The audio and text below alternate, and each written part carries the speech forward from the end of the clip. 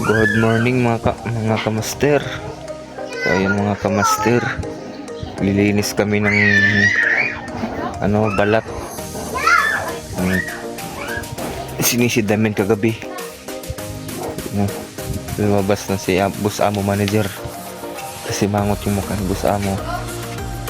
Bumalik na naman. Tamang bilang lang.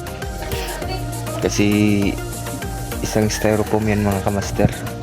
Yung huli naming balat kagabi. Ayan. Pinami-amay ko pa yan. Akala ko mabaho na. Ayan. Pero hindi pala mabaho. Sakto lang. Lumabas na naman ulit si Boss Amo manager.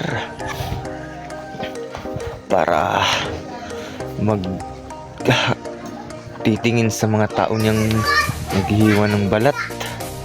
Ayun, kumukuha mo na siya ng oxygen niya. Dinadala ng silo, baka tutulong to.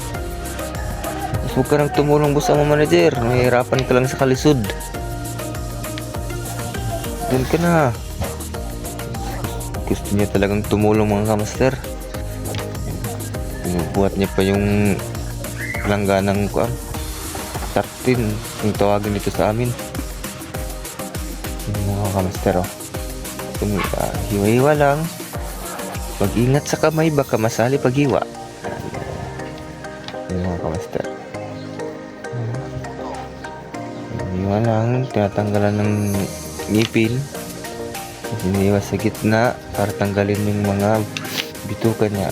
Kasi yan yung mapait, mapakla sa balat mani, yung tawagin sa amin. Kamaster, akala ko di tutulong si Boss Amo manager mga kamaster. Tumulong din pala. Akala ko ang mayaman hindi marunong umawak ng mga lalansan. Tulad dito, yan ang talagang Boss Amo manager, hindi maarte. Yan na mga kamaster, tamang hiwa lang kami.